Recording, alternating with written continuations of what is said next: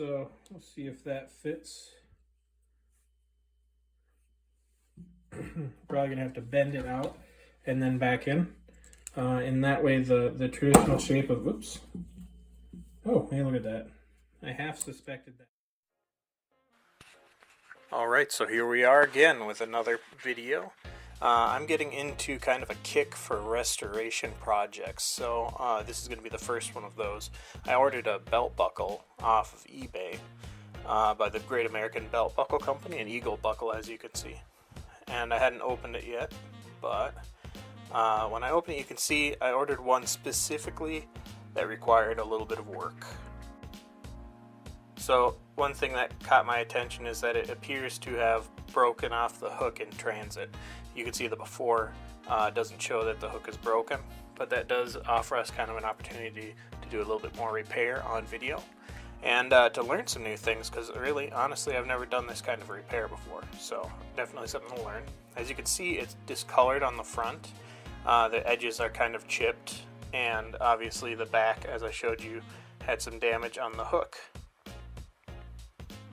What you maybe can't tell right off the bat is it's missing the D-ring that the buckle uses to attach to a belt.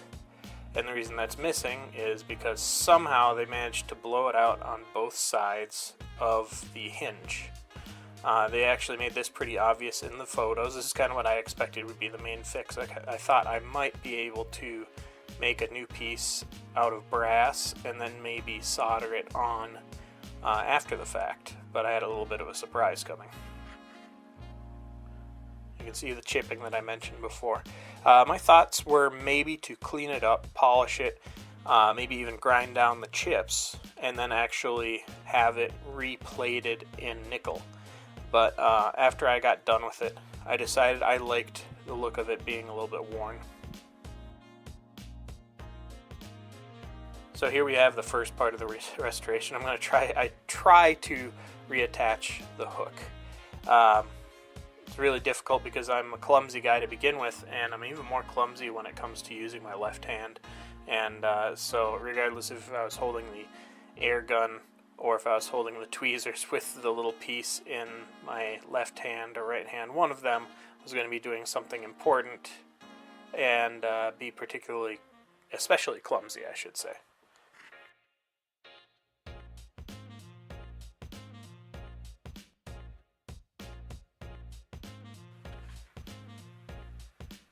Now, of course, I couldn't really get this to solder at all without some paste flux, and I realized after the fact that I really probably could use some silver solder paste also. I don't have any of that right now, but I am learning more and more how useful that would be in different projects. I have another project that it would have saved me a lot of time if I had the silver solder paste so that I could reattach a pin back onto an enamel pin. You'll see that video later. Hopefully you'll enjoy that one. This is where I came to a realization that this is not a piece that was soldered onto the back of this. The entire buckle is actually made out of pot metal. And pot metal is fairly soft, low melting point metal, which meant that as soon as I really applied some heat to it, it just melted into a puddle. You can kind of see it to the left of the cable there. It just kind of plopped down. So I'm rebuilding it with a soldering iron and some paste and just standard solder. There are some specialty low melt soldering products out there that are really raved about for pot metal. I did it this way because those things cost like $30-$40 for a rod or two. That might be not quite right, but a lot of money for something that I would rarely use. This solder I just got in a kit when I bought just a bunch of flux rosin and other accessories that were in just a baggie at a pawn shop of all places. I was just after, I think, a solder sucker that was in the bag, and I got it real cheap. So you can see I built it up here, and it actually did a pretty good job. Kind of blobby and uneven, but pretty good for somebody who doesn't know what they're doing. The flux that I used really allowed it to bond together really well, in spite of the fact that the buckle itself is so large that it really does not heat up very well As a result of that, it can be difficult to get a bond between the new metal and the old metal, but I made do thanks to the flux.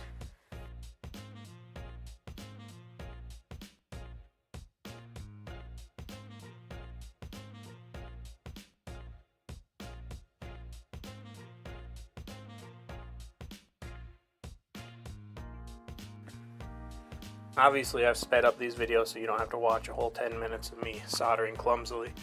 You can see there that that blob is on pretty securely. I hit it with that needle nose pliers and it didn't come off. Now I need to kind of resolder that hinge. So I use the needle nose pliers to add a little bit more of an angle because my helping hand isn't the best in the world. It doesn't have any weight on the bottom, so it tends to fall over. I fill in that, and this was surprisingly effective. I didn't expect to be able to do this without filling in the holes, and I really didn't fill out the holes. I probably added a little bit of a contour to the inside in such a way that the D-link doesn't bend forward and back all the way without kind of turning a little bit and binding. But in the grand scheme of things, it works pretty well.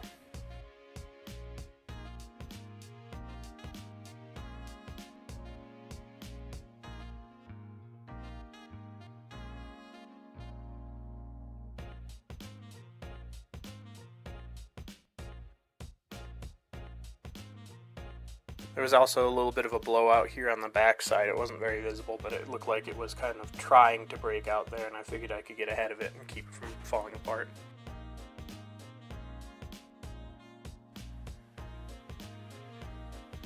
I also used the soldering iron to just kind of make sure that it had bonded on the inside, on both sides, and also made sure that it didn't get in the way of the D buckle when I put it in, or the D ring, I should say.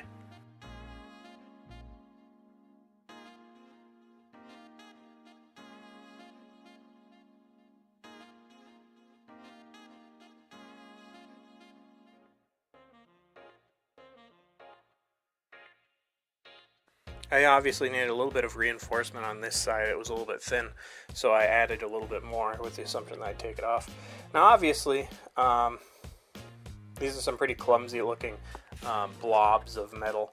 I guess in the welding world, what's that saying, that you're either a welder or a grinder, and I guess in this case, it's not welding, but still, I'm a grinder. So I need to use Mr. Old Dremel there to remove some of the extra material. And it went pretty quickly when I used this cutoff wheel. I tried at first using kind of a grinding stone and a sanding drum, and neither of those cut very fast. But I was using actually a worse Dremel before I finally went in my garage and got this. This is before I invested in a new rotary tool that'll actually really change the way my workbench works and upgrade things. Obviously, the way that I'm holding it here isn't always the safest in the world, but I don't have a lot of options. It's kind of close to my hands, but I was going really slowly in spite of what the video makes it look like. I did speed it up, so again, you didn't have to watch me do 10 minutes of grinding.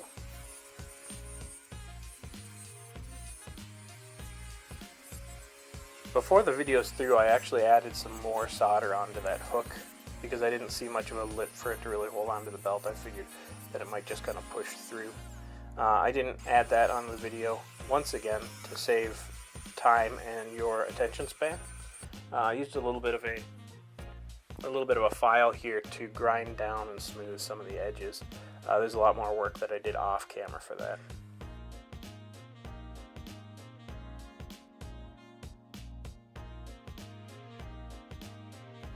As you can see, I did here again use the grinding wheel, or the sanding drum, to do some smooth overs, and it did help in this case because I had removed most of the material that I had needed to remove. As a result, because I didn't have so much to remove, it went pretty fast.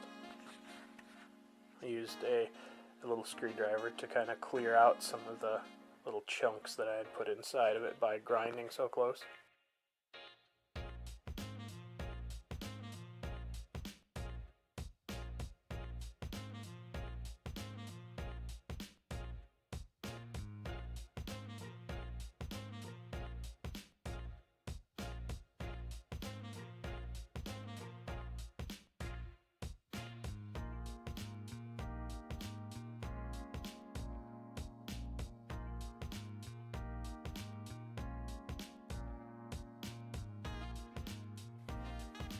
Now here's where I decided to give it a little bit of a polish to see what I was working with. Before this I was still very convinced that my plan of action was going to be to nickel plate the entire belt buckle.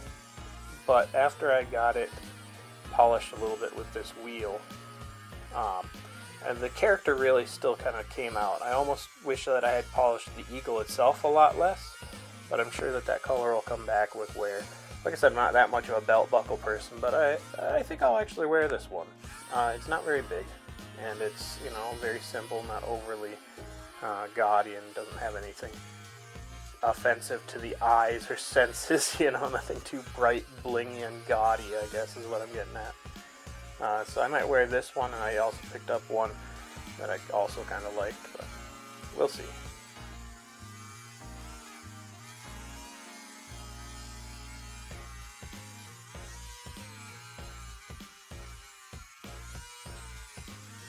The more polishing I did, the more I realized that this belt buckle actually wasn't originally silver. You know, the only thing I could see was towards the top where the belly was probably rubbing on the top of the buckle. And that was definitely kind of a silver chrome color, but the more I removed, the more I realized it was kind of copper plated. And where the copper plating had been rubbed off is where you could see the silver. At first you could kind of think that maybe it had been copper plated and then nickel, or, you know, nickel plated over top of that. However, like I said before, it's where the rubbing was happening that the silver stuck out. So it seems like it was probably a copper plate. You can see that kind of shining through here now. The silver towards the top and the shinier metal towards the bottom, and kind of a yellowish red. Yeah, there you can see the hook that I added off camera too. Getting pretty close to done here.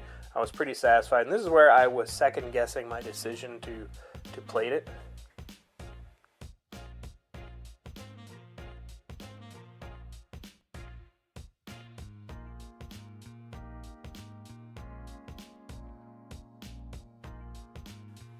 So the next step, obviously, is to reinstall a D-ring. This doesn't go without a hiccup. That being said, I had measured it with a caliper to find out how deep those holes were supposed to be, and that certainly wasn't the problem. I gave it actually plenty of room to fit. Again, definitely be careful when you're using this type of tool. You could pretty well cut your hand open. That being said, again, this took a lot more time and was a lot slower in real life than it did on the video. I've sped this up by quite a bit.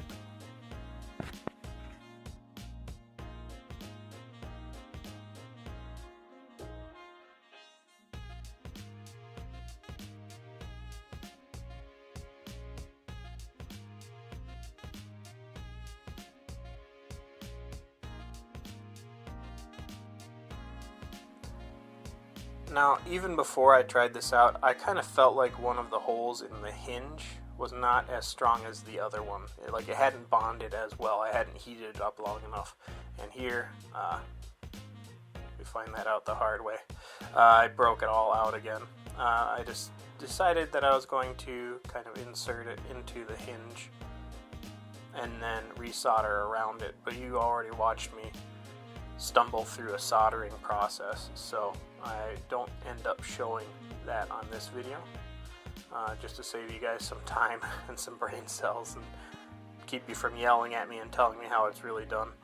Again, I'm not actually very good at soldering, and I'm especially new to soldering for means other than electronics. What little experience I do have is with electronics, and only recently have I started using it for things like jewelry and accessories like these. The end product was actually pretty good.